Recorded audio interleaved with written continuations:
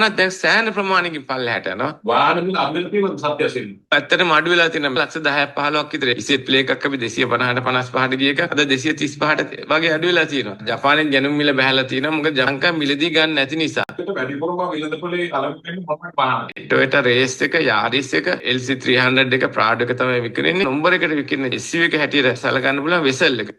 වාහන ආනයන කිරීමත් එක්ක හැමෝම වගේ මිලදී ගන්න උත්සාහ කරේ Honda වෙසෙල් එකක්, Daihatsu Taft G එකක්, Toyota Race එකක්, Toyota Yaris එකක්. ඉතින් මේ වාහනවල ලොකු ඉල්ලුමක් ආවා. මේ ඉල්ලුමත් එක්ක ජපානයේ ඔක්ෂන් වල ගොඩක්ම මිල ඉහළ ගියා. නමුත් වාහන ආනයනය ප්‍රකෘති කරලා දැන් මාස 8කට වැඩි කාලයක් ගිහින් තිබෙනවා. ඉතින් මේකත් එක්ක ඉස්සරට වඩා ඉල්ලුම දැන් අඩු වෙලා තිබෙන අලුත් වාහන මිලදී ගැනීමට.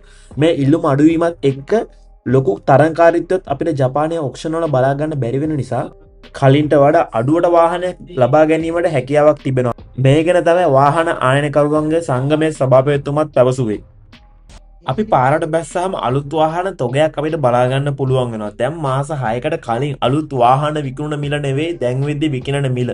අපි මුලින්ම බලමු දැන් යන මිල ගණන. Toyota Race කියන්නේ ගොඩක්ම ලංකාවේ ප්‍රසිද්ධ මෝටර රථයක්. මේකේ 1000cc 1200cc ඒ වගේම හයිබ්‍රිඩ් version එකකුත් එනවා. මේකේ 1000cc G grade එකක් අපිට මිලදී ගන්න පුළුවන් උනේ ලක්ෂ 135කට වගේ. නමුත් දැන් වෙද්දි ලක්ෂ 120ක්, ඒ කියන්නේ ලක්ෂ 15කට වඩා වැඩි මුදලක් අඩු වෙලා තිබුණා. මේක විශේෂම කාරණාවක්. ලක්ෂ 15කින් විතර මිල එකපාරට අඩු වුණා කියන්නේ මාස 2-3ක් ඇතුළත කලින් කට්ටිය ගත්තන ලක්ෂ 135ක් දීලා නැත්නම් ඊටත් වඩා වැඩි මුදලකට විකුණුණා සමහර සේල් වල. ඉතින් ඒ වගේ කට්ටියට දැන් බලද්දී අපරාධ කියලා හිතෙන්න පුළුවන්. සමහරට යාලා ෆිනෑන්ස් එකක් වගේ ගෙවනවා නම් මේක ලොකු පාඩුවක්. මේ තියෙන Toyota Yaris මොඩල් රථේ Vitz එකෙන් පස්සේ Toyota Yaris එක තමයි දැන් අලුතෙන් එන්නේ මොඩල් එක. ඉතින් මේකේ පැවිදි මිල තමයි රුපියල් ලක්ෂ 110ක් වගේ. දැන් වෙද්දි ලක්ෂ 95කට වගේ අපිට සේල් වල බලා ගන්න පුළුවන්. මේකත් ලක්ෂ 15කින් විතර අඩු වෙලා තිබෙනවා. ඒ වගේම ලංකාවේ ප්‍රසිද්ධම බජට් වාහනයකට තිබ්බේ WagonR එක. නමුත් මේ WagonR එකක් දැන් බජට් වාහනයක් නෙවෙයි. කෝටිපතියන්ගේ වාහනයක් වෙලා තිබෙන්නේ. ඉතින් පැවිදි මිල තමයි ජපන් WagonR Suzuki WagonR FX එකක් 2024 ලක්ෂ 85කට ගන්න පුළුවන් වුණා. නමුත් දැන් වෙද්දි ලක්ෂ 80කට වගේ ගන්න පුළුවන්. ඒ වගේම ලංකාවේ ප්‍රසිද්ධම SUV එකක් තමයි Honda Vezel එක. මේ Honda Vezel 2025 Z grade එකක් ලක්ෂ 195ක්, සමහර ඒවා ලක්ෂ 200ටත් උඩ විකුණුණා. නමුත් දැන් වෙද්දී අපිට ලක්ෂ 180කට වගේ බලා ගන්න පුළුවන්. සමස්තයක් වශයෙන් බලද්දී ලක්ෂ 15ක් 20ක්, සමහර සේල් එක බලද්දී 25ක් විතර අඩු වෙලා තිබෙනවා. ඒ වගේම තවත් කාරණාවක් තමයි මේ Honda Vezel එකේ ඩිමාන්ඩ් එක අඩු වීමට හේතුව BYD C-Line 6 එක වගේ වාහනයක් ගන්න පුළුවන් මේ Honda Vezel එකක් ගන්නට වඩා හොඳ ඔප්ෂන් තිබෙනවා. ඒ වගේම ලක්ෂ 200න් උඩ Honda Vezel එක ගන්නට වඩා ගොඩක් හොඳ ඔප්ෂන් තිබෙනවා. ඒක නිසා Honda Vezel එකක් ගන්නට වඩා මිනිස්සු වෙනත් වාහනයක් මිලදී ගැනීමේ ලොකු සම්භාවිතාවයක් තිබෙනවා. දැන් මාස 6ක වගේ කාලයක් එක්ක අපි සංසන්දනය කරලා බලද්දී අද වෙළඳ පොලේ ලක්ෂ 15ක් 20ක් අඩු වෙලා තිබෙනවා මේ Honda Vezel එක. තවත් ලක්ෂ 5ක් 10ක් අඩු වුණොත් මිනිස්සුන්ට ගෙවන ගානට වටිනා වාහනයකේ Honda Vezel එකක් නැත්තම් පහුගිය ටිකේ මේ වගේ වාහනයක් විකුණන්නේ අධික මිල ගණන් වලට. ඇත්තරම ගෙවන ගානට වටිනා වාහනයක් නෙවෙයි ඒක. ඒක නිසාම තමයි BYD වාහන වලට ගොඩක් මිනිස්සු ගියේ. ඉස්සර WagonR ප්‍රසිද්ධ වුණාට අලුත් වාහන ආනයනයේ මේ පෙබරවාරි ආරම්භ කිරීමත් එක්ක ලංකාවේ ප්‍රසිද්ධ වුණේ Daihatsu Taft G එකයි. ඉතින් මේක මුලින්ම විකුණුනේ ලක්ෂ 95කට වගේ. නමුත් දැන් ඉතින් ලක්ෂ 85කට, සමහර තැන්වල මම දැක්ක ලක්ෂ 83කට පවා විකුණන්න දාලා තිබෙනවා. මේකේ moon roof එකක් තිබෙනවා. ඉතින් ඒක ගොඩාක්ම ප්‍රසිද්ධයි. ඒ වගේම නවීන පන්නේ සියලු තාක්ෂණික උපාංග වලින් සමන්විත වාහනයක් ලෙස හඳුන්වන්න පුළුවන්.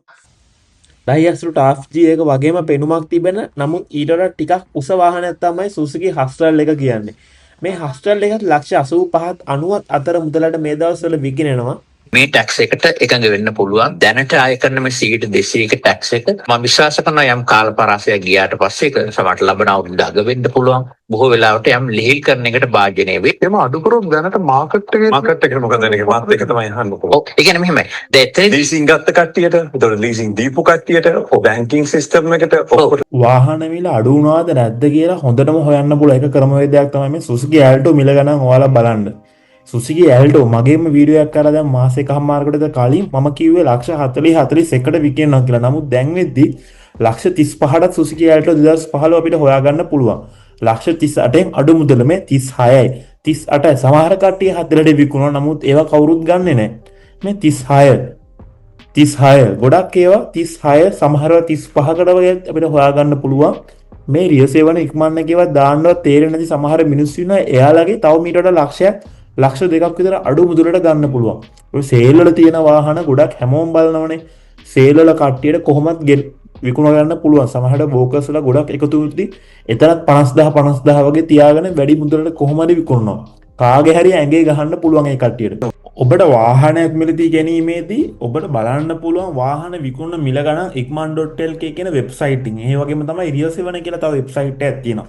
ඒ වගේම Facebook එකේ මාකට් ප්ලේස් වගේම Facebook එකේ උදාහරණයකට ඔබ බලන්න ඇල්ටෝ වාහනයක් නම් ඇල්ටෝ ගෲප් තියෙනවා. ප්‍රීමියම් එකක් නම් ප්‍රීමියම් ගෲප් තියෙනවා.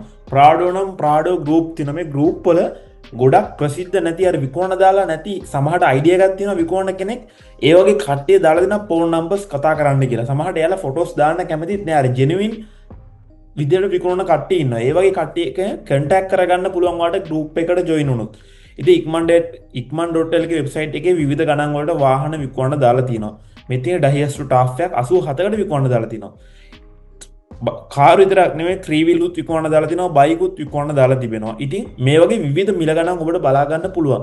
දැන් මාස 2-3කට කලින් විකුණපු ප්‍රයිසස් නෙමෙයි දැන් වෙද්දි ටිකක් අඩු වෙලා තිබෙනවා. ඒක ඔබටද බලා ගන්න පුළුවන්. ඒ වගේම ඔබ හිතන්න මේ වැගන්නාර එක ලක්ෂ 85ක් විතර වෙනවා. ඔබ ලීස් එකක් දානවනම් සමහර වෙලාවට ඔබේ අතේ තියෙන්න පුළුවන් ලක්ෂ 30ක් 40ක්. ගොඩක් කට්ටිය ලක්ෂ 50ක් 60ක් විතරම ලීස් එකක් දානවා මේ වගේ වාහනයකට අතේ ලක්ෂ 20ක් 30ක් තියාගෙන. ඉතින් උදාහරණයකට ඔබ හිතන්න ලක්ෂ 80ක විතර ලීස් එකක් දානවා කියලා වාහනයක් ගන්න. ඉතින් මම ඔබට කැල්කියුලේට් කරලාම පෙන්නනවා. ඔබ ලක්ෂ 85ක ලීස් එකක් දාන්න ඉන්නවනම් ඔබ ගන්න ලක්ෂ 85යි අවුරුදු 5කට ගන්න ඕනම් මේක. දැන් මේ දවස්වල 112ක වගේ රේට්ස් තමයි හම්බෙන්නේ. ඔබට මාසෙකට ගෙවන්න වෙනවා 1.89.77ක්. ඒ කියන්නේ 1,89,077ක් ගෙවන්න වෙනවා ඔබට මාසිකෝ මේ ලක්ෂ 85ක් විතර ගත්තොත්. ඒ කියන්නේ සාමාන්‍ය 1.89ක් කියන්නේ 1.90කට වගේ ආසන්න මුදලක්.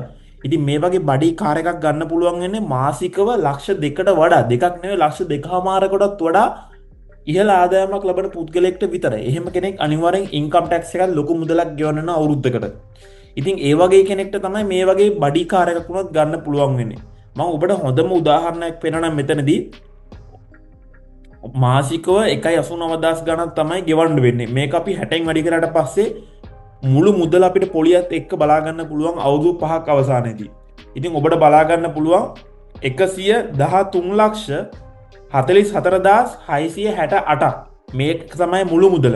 අපි හැබැයි මේකෙන් ගන්නේ ලක්ෂ 85ක්නේ. මම මේකෙන් අඩු කරනවා ලක්ෂ 85ක්. එතකොට ඔබට බලා ගන්න පුළුවන් වෙනවා 28,44,668ක්. ඒ කියන්නේ සාමාන්‍ය ලක්ෂ 30කට විතර ආසන්න මුදලක් මුළු පොලිය විදිහට ගෙවන්න වෙනවා. ලක්ෂ 30ක්. ලක්ෂ 30ක් කියන්නේ එසේ මෙසේ මුදලක් නෙවෙයි. ලක්ෂ 85ට ගත්තේ වාහනේ 95යි 105යි ලක්ෂ 115කට වගේ ආසන්න මුදලක් එනවා අවුරුදු 5 ගෙවලා අවසන් කරාට පස්සේ. හැබැයි ඔබ හිතන්න ඔබ මේ දවස්වල ලක්ෂ 85ක් දීලා ගත්තේ වාහනේ තව අවුරුදු 5කට පස්සේ මේක බ්‍රෑන්ඩ් නිව්ම ගන්න පුළුවන් ලක්ෂ 65කට විතර. ලක්ෂ 20කටත් වඩා තව අඩු වෙන්නත් පුළුවන්. එහෙම කරත් ඔබට ලක්ෂ 50ක් විතර ලොස්ට් එකක් වෙනවා මේ වාහනේ මිලදී ගත්තට පස්සේ. ඉතින් ඔබට තේරෙනවා ලක්ෂ 30ක් විතර වැඩි පොලියක් ගෙවන්න වෙනවා අවුරුදු 5කට පස්සේ. ඒ වගේම තමයි කාලෙන් කාලය යද්දී වාහනේ මිලත් අඩු වෙනවා. ඉතින් වාහනයක් කියන්නේ ඉන්වෙස්ට්මන්ට් එකක් නෙමෙයි. ඉතින් ඒක නිසා කාලේ යන්න මේක ගෙවි යන කොටස් නිසා මිල අඩු වෙනවා. ඉතින් ඒක නිසා ඔබ මේ වගේ ලෝන් එකක් දාලා නැත්නම් ලීස් එකක් දාලා ලොකු පොලියක් ගෙවාගෙන ගන්න එක ඇත්තටම වටිනවද නැද්ද කියලා හොඳට හිතලා බලලා මේ වගේ තීරණයක් ගන්න. ඉතින් මේ සම්බන්ධව ඔබගේ අදහස් කමෙන්ට් එකක් විදිහට පළ කරන්නත් අමතක කරන්න එපා.